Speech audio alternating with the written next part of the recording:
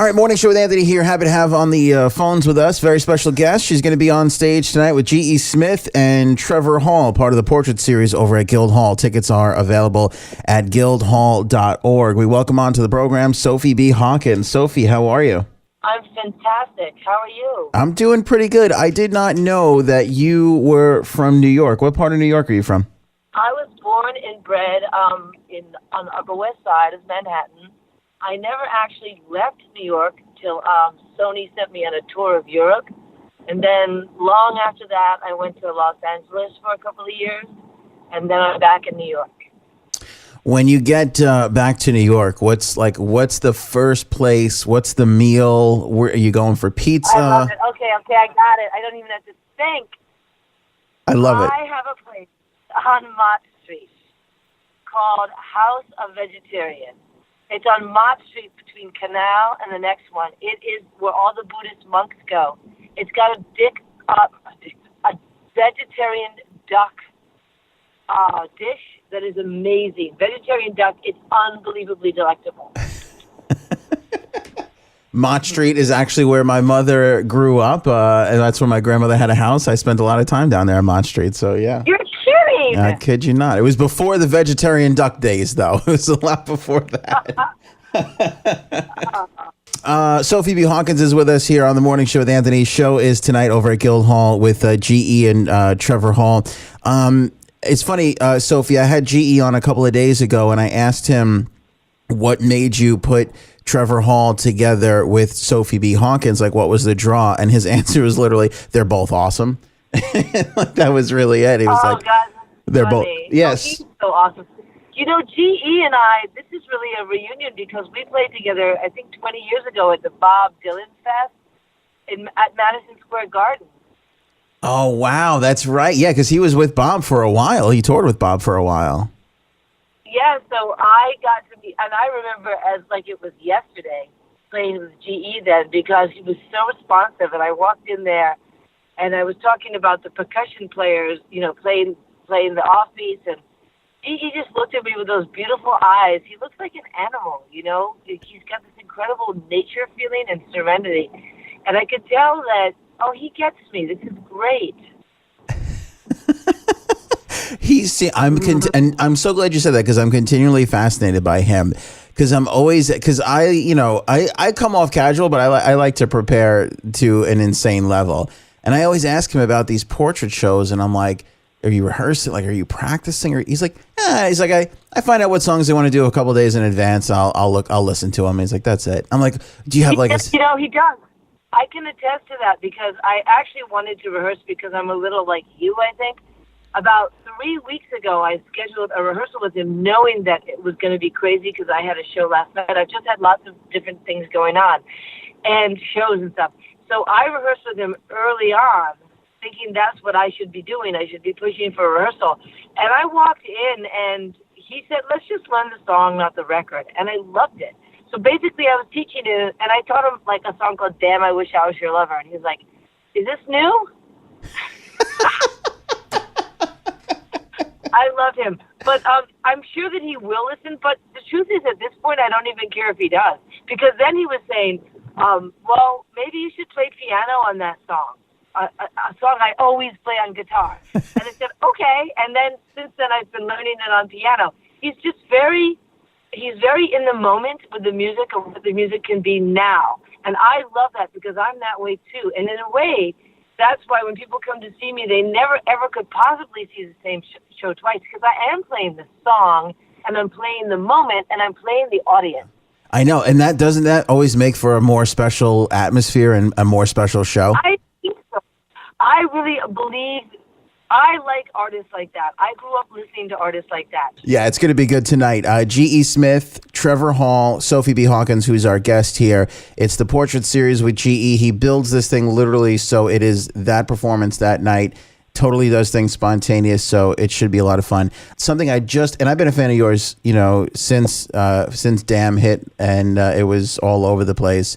And I didn't know this, but your record label at the time, you were nominated for a Grammy for Best New Artist, and your label didn't want to pay for you to go to the Grammys. Correct. They actually said, I very meekly said, am I allowed to go to the Grammys when I found out I was nominated? They said, no, we don't want you to go because you're not going to win. That's what they said. That is so now what year was this? 90 what year was this? Was it 93 or 4? 93 or 4. Well, Times and Tales came out in 92, so it was after that. So it's whenever the Grammys happened, I guess 93. And it's so bad on so many levels. First of all, winning isn't the point of going to the Grammys. The point is that you're saying, I don't even have to say this. You're saying thank you for acknowledging my songs and me as an artist. It's unbelievable. Did you ever? I know they said to you're not going to win, but did you ever get a further explanation? Because if that was the case, then only one person would show up. That's a dumb reason. Isn't that ridiculous? It was so weird. It was like Sony was so behind me to make the record that I wanted to make, and they were so they literally. I have to say, the good side was that when they signed me, they signed me. And they even loved the demos, and they loved a lot of the demo vocals and instruments, and the head of the record company said, keep that vocal for Before I Walk on Fire, don't lose this, don't lose that. And so, the record is really pure. But there's something that happened there, and I think it was the changing of the world. You know what it was also? Columbia was, I don't know the technical terms, but Columbia was bought by Sony. So you had Columbia, the great, incredible heritage record label, suddenly is owned by a Japanese corporation. And that happened during my release of my record. So I think probably that had something to do with their incredible arrogance toward artists after that. Yeah. It's interesting, too, because like you said, the support was there in the beginning, and you hit at a time when it was like Nirvana and Rage Against the Machine and Biggie Smalls, and it's like all this different stuff is happening, and you found a way to break through. That's extraordinary. I know, you're right. Isn't that weird? And Tori Amos also found a way to break through. And Tori Amos wrote me a beautiful note. I was performing in Chicago, and somebody at the show, maybe it was an usher, came up and said, Tori was here, a couple of nights ago, and she wanted to leave you this note. And it was so supportive, artist to artist. And it was basically said, the press compares us, and the press tries to pit us against each other, but we're both artists, and we're both women, and we really are on the same side or something. It made me cry, and I'll never forget it. God bless Tori Amos for that. Can you imagine? No, I can't imagine. That's incredibly. I'm surprised it even got to you, because if Tori Amos handed me a note, I would keep it. I know. Yes. If she said to me, hand this to Sophie, you would never see it ever. I would keep it. I would hold on to it. I know. Or maybe you'd copy it. Maybe you'd give me a copy. You'd get the photocopy. Yeah, exactly. Yeah. I know.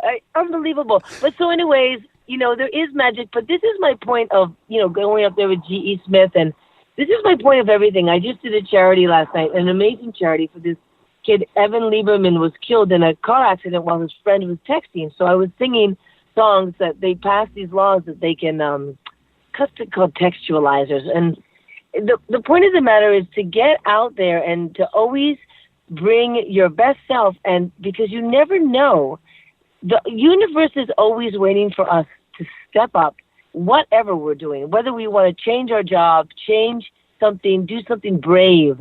I really do believe that even if it's only one little sign you get a little sign, and that's the point. So even though Sony was saying, don't go to the Grammys, I should have gone. Because they made the most beautiful painting for me. And all the Grammys people were very sad. They told me almost 20 years later that they were very sad I didn't go, because they worked so hard on presenting this painting that they had made of my face. I never saw it. I'm so mad. I was so mad I wouldn't watch the Grammys on TV. And I guess it's time to stop, letting people do that. The big people do that, because, they're only just one voice. Yeah. Well, that's what makes now such a wonderful time for artists, crowdsourcing and all this stuff. You no longer have the gatekeepers stopping you from doing things.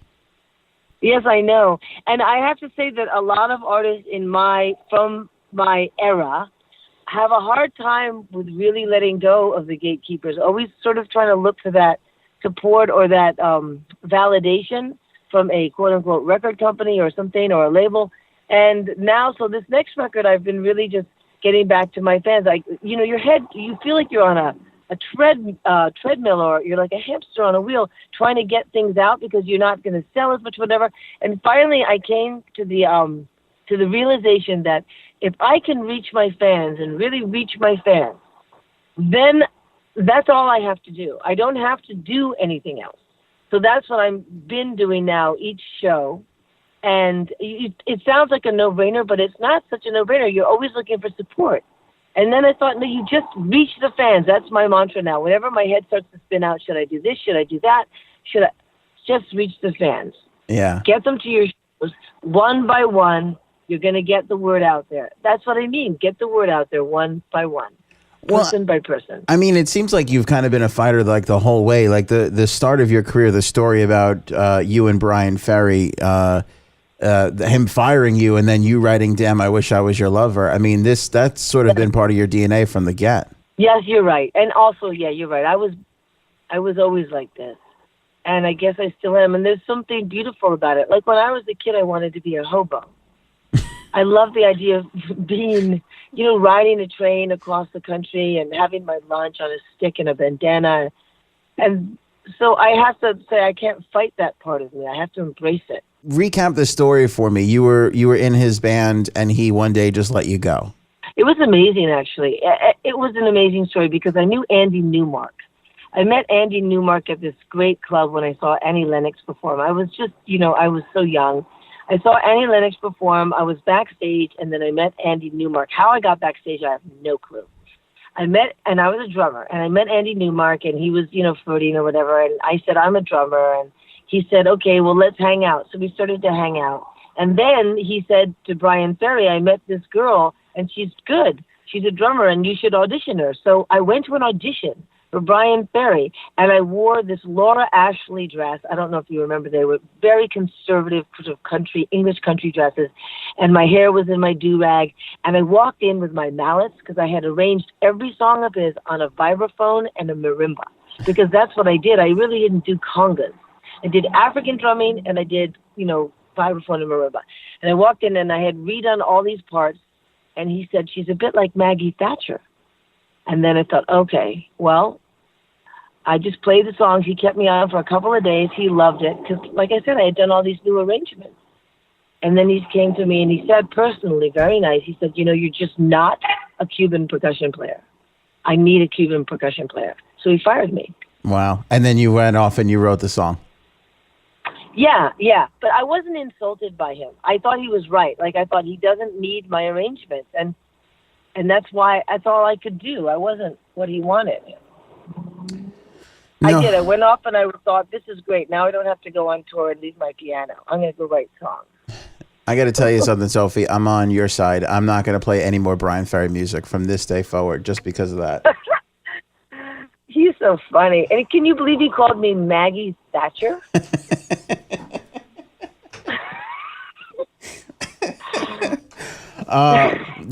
Oh, by the way, I have to say this before I go because she promised me. Jen, who works for the show here, I said Sophie's going to be on. She's like, "Oh my God, I love her." I'm like, "Was there anything you ever wanted to say to her?" She goes, "Besides the fact that I love her music, tell her I love her hair." So I just want you to know that Jen loves your hair. That's so great to hear. Thank you so much, Jen. And the secret is I only wash it once a month, and I only brush it when I wash it. And I don't do anything to it. That's what makes it so wild. See, I'm glad we got that. There's probably women that are like, I wonder what products they're killing themselves. What is it? And that's the key. One brush. All the women, the product is no product. And by the way, I never wash my face. And I don't wear makeup on my face. And that's also the key to good skin. People say you have good skin. I don't use anything. That's the key. You keep everything off of you. All those chemicals, you don't need them. Just use your natural oils for you.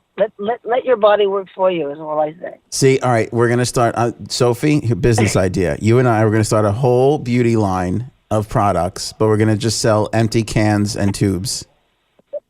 Yes, I love it. The Sophie B. Hawkins facial cream, they buy it, they get it, squeeze the tube, nothing in it. You're right. People can't believe it that I still use Palmer's cocoa butter all over my body in the winter. They say that is so cheap and blah blah blah, and I'm like, but I've always used it since I was 14, and everything else dries your skin out. Stop with all that crap. I'm glad we could end this interview on beauty tips. I really, really love that. Thank you. All right, Sophie, it was a pleasure talking with you. Please, when you get the new record, how far, where are you in the process of the new album? Well, so November 15th, I have this show at the City Winery, and I'm going to be actually releasing my first new songs. I have it all recorded. I have it all mastered. I just have to get some good pictures and some good artwork. But so my goal is that's going to be my fan party, November 15th. I'm really trying to put the word out for my fans. I'm going to wear my old blue jeans that I wore on my first tour, my brother's blue jeans, and that's when I'm going to release the first part. That's when I'm going to be selling the first of my new music. Awesome. So November 15th, City Winery, we can look forward to that. Winery. A new album. Fan party. That's awesome. Sophie doing two things that I can't do, performing music and fitting into anything from 1993. That's amazing. Good for you. Thank you so much. All right, Sophie, we'll see you tonight over at Guildhall. Appreciate the time. Okay, can't wait to see you. Bye. Take care. All right, there goes Sophie B. Hawkins.